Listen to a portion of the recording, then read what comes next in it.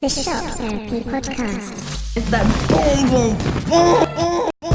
At that point, electric current is passed between the electrodes in the head. That shit just kicked in. I just feel like I smoked 1,000 blunts. For discovery brings with it the penalties of society. Shame, arrest, prison. Oh, sorry, I was taking life seriously. I'm over the end dangerous territory. This is dangerous territory right here. I'm in. I don't know what psychotic means, really. What's up, everybody? Thank you for tuning in to the Shock Therapy Podcast for Tuesday, September 1st. I'm your host, Carson McGregor, and we are brought to you, as usual, by RC Cola. RC, try all the amazing flavors from original to diet. How you guys doing this week? I have been having a weird one. I guess as usual, all my weeks are a little bit weird because I live a kind of strange life. Not necessarily abnormal, just a little bit strange. I just bought a snail because I'm taking this online science class and I need a snail for some experiment we're going to do in the next week or so. I hope I don't have to dissect it because I've started to get attached. Like, I'm not even fucking around. Like, this snail is pretty cool, you know. He doesn't really do much. He just hangs out. But he seems like a nice guy, and I don't want to, like, cut him open. For what? So I learn maybe something? I think that dissections of animals should be left to real scientists. I don't get why science classes are doing that sort of thing. Like, half the kids are fucking not into it. The other half are hungover. There might be one or two kids that are going to go into some scientific or medical field someday who are actually paying attention, but for the most part, you're getting nothing out of killing an animal. You know, I kind of have a Native American view on animals. Like, just use the animal. It's cool to kill them, but just, you got to use them for something real, you know. Be able to articulate logically what you want to use that animal for. Are you going to eat it? Are you going to use its pelt? I don't think that, I don't want to dissect this snail. And it's an online class, so I think even if I do, I won't have to, you know? I don't know.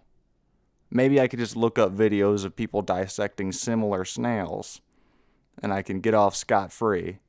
And me and my buddy Cooper can go ahead and live our lives. His name's Cooper. I named him Cooper. See, when you give something a name, you can't kill it anymore. You know, I had a spot on one of my past podcasts where I talked about horse people and horses and why we should eat horses. And I didn't elaborate as much on the fact that they started to give them names. Once you call something Buttercup, it makes it really hard to shoot it. You can shoot a cow because it's like cow number 7. You don't give them names. You probably just give them numbers. You know what's crazy? They brand animals. Like, farmers will brand them with a branding iron to so that they know that cow is theirs. You know, if somebody tries to steal that cow, they can look at its ass and be like, that's my fucking cow. Look at that. It's got my name right there. That's bizarre. That's bizarre, man. Like, that cow, you're going to kill it and eat it, but that's one thing because, like, once you kill it, it's dead. And it's like, it doesn't have to wonder anymore. You know, there's no more of that. It's gone. But if you just, you know, you've been hanging out with this cow. This cow's been eating grass all day, and then all of a sudden you just pull out a hot iron and stick it on its ass. Like, he has no idea why you did that. He thought he fucked up, you know. He's like, did I do something wrong? You're going to see him, like, walking around the pasture, like, nervous as shit. Like, should I eat this grass? I don't know. I got burned on the ass the other day, and I didn't do anything abnormal to what I usually do, so maybe I should try something else. It's got to be weird, being in a cow's brain like that. Any animal, really, any farm animal. Like, what are they thinking? You know, an animal in the wild, they're going off of instinct, but, like, animals in farms, you know, you're not meant to be in a farm, so is it like living in North Korea? Is that what the people in North Korea are going through? They kind of have this farm animal mentality, like this is just what life is. I think that's what they're going through. You know, I've seen interviews with people who are survivors that have gotten out of North Korea, and they can attest to this, that it feels like normal because you live there. You know, you don't know any different. You don't get outside information, so you don't realize that the world is not like that. You know, it's truly like 1984. It's exactly like that. You know, that you live in this world, you think that's the whole world, and you kind of just believe everything that Big Brother tells you because there's no way to get any other information. And if any other information does come in, they're going to chop the heads off of everybody that looked at that information and whoever gave that information. So, you know, best just stay home and believe what they tell you. I'm not trying to do some innuendo where I'm talking about our government. That's not what I'm trying to do at all. Genuinely. I'm just, you know, just thinking about how weird that would be to grow up in that situation. You know, and like in 1984, if you ever read the book, there's a part of it where they talk about the kids and how if parents have kind of caught on to the fact that they're living in a, you know, dictatorship, you know, run by this big brother figure and there's no freedom, like if they try to make some sort of plot, their kids will rat them out because their kids are just, you know, at school, they're so ingrained into that thought process that we have to, you know, toe the big brother line. So that really speaks to the idea that you learn more from your friends than you do from your parents at a young age. You learn a lot from your parents. You learn a ton of like really crucial shit from your, you know, parental figures. But your friends end up teaching you a lot more. Like shit you would never know otherwise. And you kind of form your worldview around that. You take their opinions with more weight because they're a third party. A third party's opinion always means a lot more. You know, if somebody I know gives me a compliment, I'm like, that's just because we're friends like that. They're trying to be nice. But if a stranger gives me a compliment, then it's like, oh shit, like I must be flossing right now. I must be on my game. Whatever they complimented me, like, nice shirt. That's a great shirt. Oh shit, I didn't think so, but since you said it, you random stranger, it has to be a great shirt. I'm going to wear this shirt every other day. I'm doing laundry every other day so I can constantly be in this shirt. Now, that was a weird book. I don't read a whole lot, if you can't tell. I don't read a whole lot, but that was one book that I read and got really into for a while. It was 1984. It was just fascinating to me. The whole concept. They should make a movie. I know they made a movie, but it was like really bad. It's hard to make a movie that's based on a book because there's so much information in the book that you couldn't possibly fit it all into a movie. You know, everybody gave The Hobbit shit because it was fitting all this this one book into 3 movies, but that kind of makes sense, you know. If you want to tell the full ass story, I know they did it for money because it's a studio and that's what their intentions were, to make a ton of money off of it, but if that was just like the norm, like a book of the length of The Hobbit's a long-ass book. That's another one I have read, and fuck, it's like way too long. It could have been cut in half. There's so much unnecessary bullshit in that book. I know it's the destination, or the journey, not the destination, so you're supposed to enjoy all the random stupid shit that's just thrown in there to set the scene, I suppose, but I don't know. I just like, get to the fucking point. Get to the point, Tolkien. I don't know. I tried to read The Lord of the Rings, but I got like a couple pages into the first one, and I was bored to tears. I'm like, I'll just do anything else. This is horrible. I don't want to do this. Yeah, I don't read a whole lot. I do not read a whole lot. So, what did I want to talk about today? I wanted to talk about a couple things, a couple random things. One, I wanted to talk about Shane Dawson because, let's be honest, I really don't talk about anything topical unless it's political.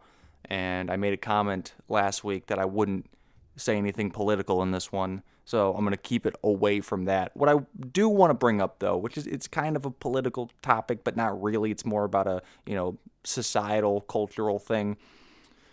I always give anybody the benefit of the doubt when it comes to jokes, when it comes to the jokes that they tell. And Shane Dawson, if you don't know, has gotten in a lot of trouble over the years for jokes that he's told.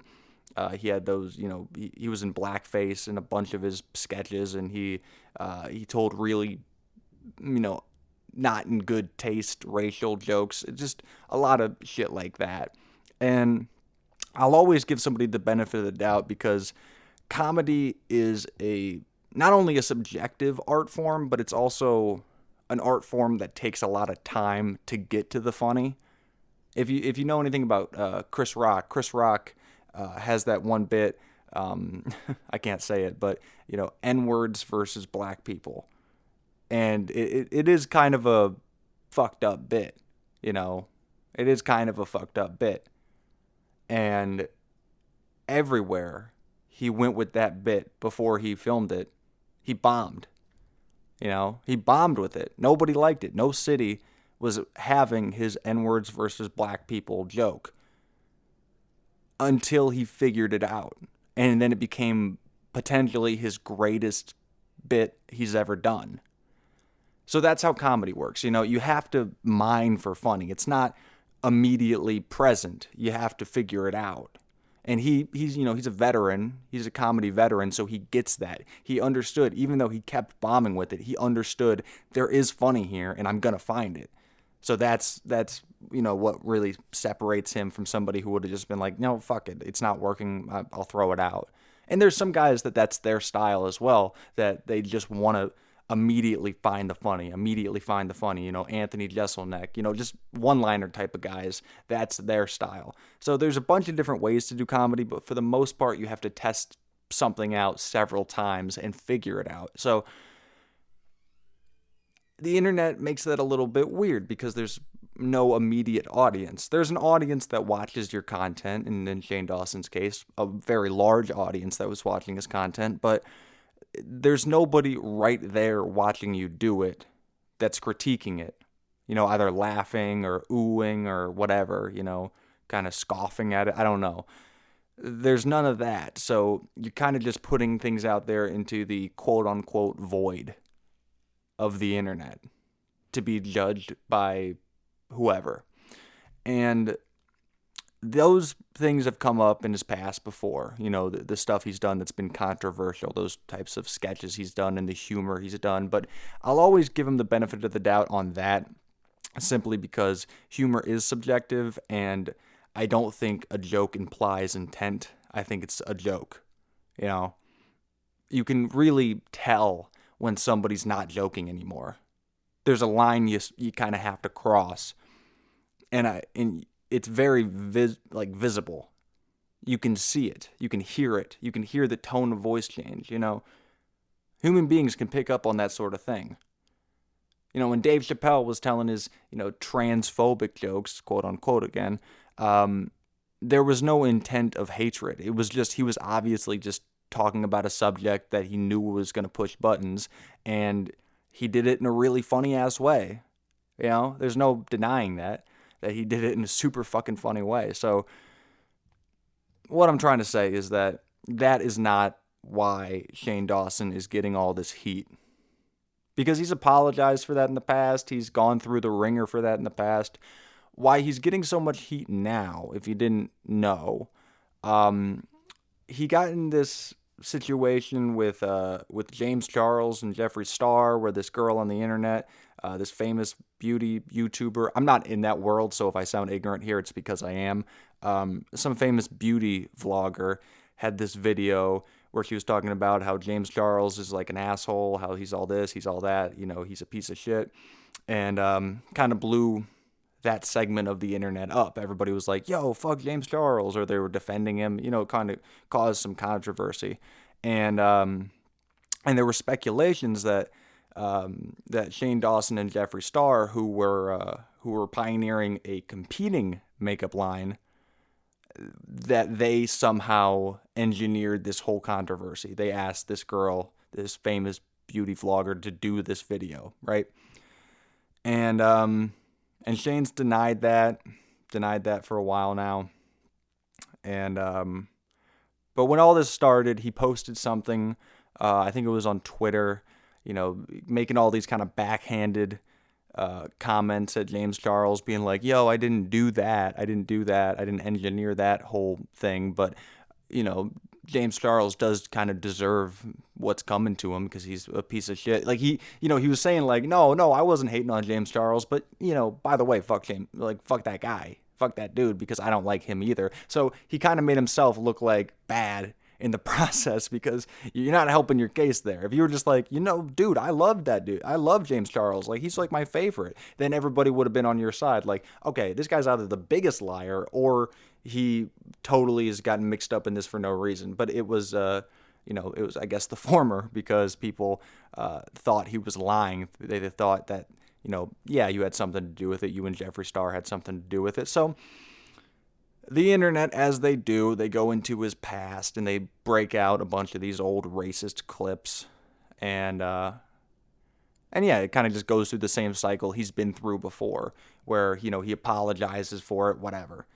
And then they started digging up clips of other things, of him doing, participating in or talking about pedophilic behavior. Now, this is where I'm done. I'm lost. I never was a fan of Shane to begin with, just because I never found him funny. He's supposed to be making humorous content, and I never found any humor in it. Not because I thought it was racist, or because, it was racist, but not because that, it was racist, or that it was, sexist, or it was homophobic. I mean, it's obviously not homophobic, I suppose, but whatever these things are. It's not because I found it hateful, per se. It's because I found it unfunny. I just thought it was unoriginal. It was kind of, beating a dead horse of stereotypes. That's what he would do, is he would, like, play up, other, racial stereotypes with other races, primarily black people. And yeah, there's a way to do that, I guess. There's a way to play in that realm of dark humor where you say controversial things or you have a controversial sketch, but the way he did it was so just on the nose, unoriginal. It was basically like if you went up on stage and you were like, hey man, Asians got small dicks, right? That's not a joke. That's not a joke. It's just a statement that you're stating a, something that isn't true necessarily. But you're saying it because it's a stereotype. And that's kind of what he was doing with his videos. So I never found him funny, but I would defend him on the fact that he wasn't really hateful, or he didn't have bad intentions. Maybe he just wasn't thinking it through. I'm totally there for that. Because, yeah, okay, you weren't thinking it through. You were a young man and you weren't thinking it through. You were just kind of being impulsive with your decisions on your humor. You didn't think about the bigger implications. That's completely understandable. I'll give you a pass for all that shit. What I won't give you a pass for is making incessant comments about wanting to have sex with young girls. And when I say young, I don't mean like 20. I mean like 13. That's where he's completely lost me.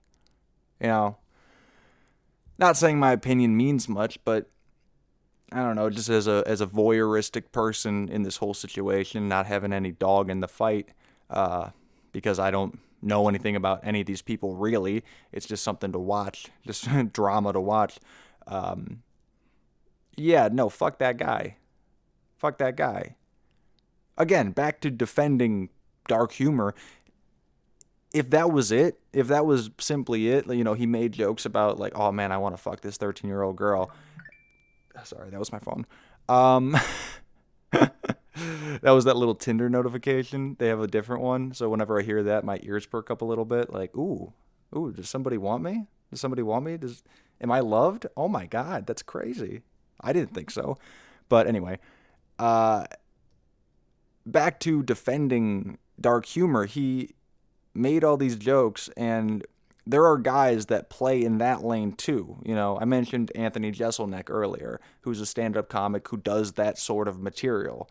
Does material that's about like wanting to, fuck young girls, or making jokes about, murder, or making jokes about, beating up women. Like, just really fucked up concepts that he is so goddamn funny and such a good joke writer. He can get up on stage in front of anybody and they would laugh at those jokes because they understand that he's kind of doing a character, a caricature of an evil person.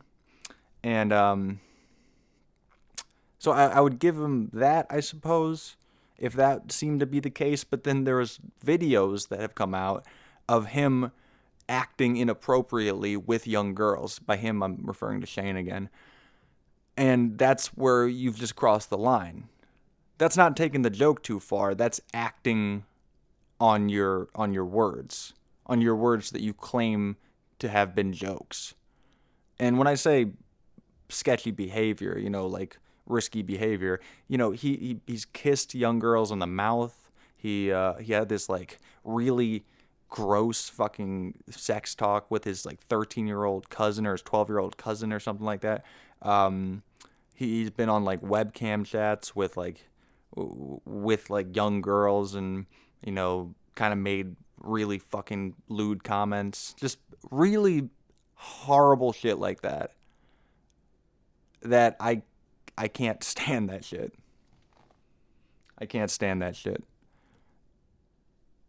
But it's all coming out now because people were digging into his past, trying to make him look bad in one way or the other, which is usually something I'm not into. I'm not into digging into somebody's past, like Kevin Hart, like going back into Kevin Hart's old tweets and trying to ban him from the Oscars because he made a homophobic joke. That if you know anything about Kevin Hart, that's like, it's obviously a fucking joke. It's very Tracy Morgan-esque. And Tracy Morgan, the same thing happened to him. He had to apologize for a homophobic joke that he made. But it's obviously over the top, and it's playing on your own insecurities. It's so obvious that that's what it is. Like, I don't get that. It's like, are people just looking to get mad? I guess people are just looking to get mad at things when they get mad at those things because it's so clearly not a statement of somebody's actual opinion.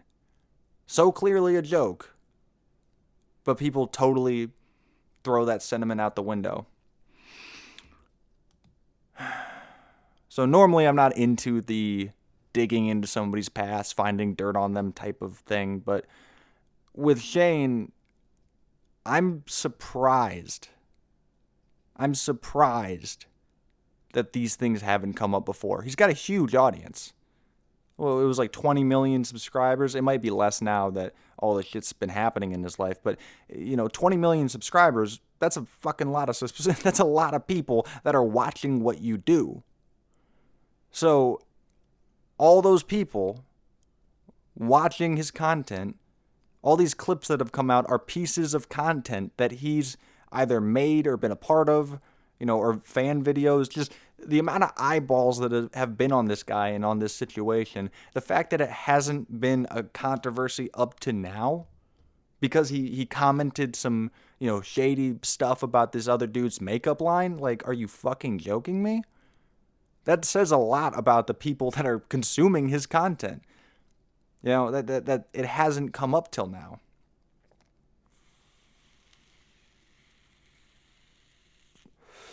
In their defense, I said that thing about Kevin Hart. Kevin Hart had that joke where he said that, if his son, it was something like, if his son ever asked for like a dollhouse, I would I'd stuff him in it, or I'd hit him over the head with it, something like that. He talking about like, oh man, like, what are you gonna be, a girl? Like, what are you gonna be, gay? Like, it's so over the top ridiculous that it's not worth even slightly trying to take seriously because it's so obviously not serious. So if you were listening to him tell that joke on stage, it's a joke that he used to tell on stage. If you were listening to him tell that joke on stage back when he was telling it, you wouldn't have thought to, comment on it in some public forum because you're like, well, it's clearly a joke, right?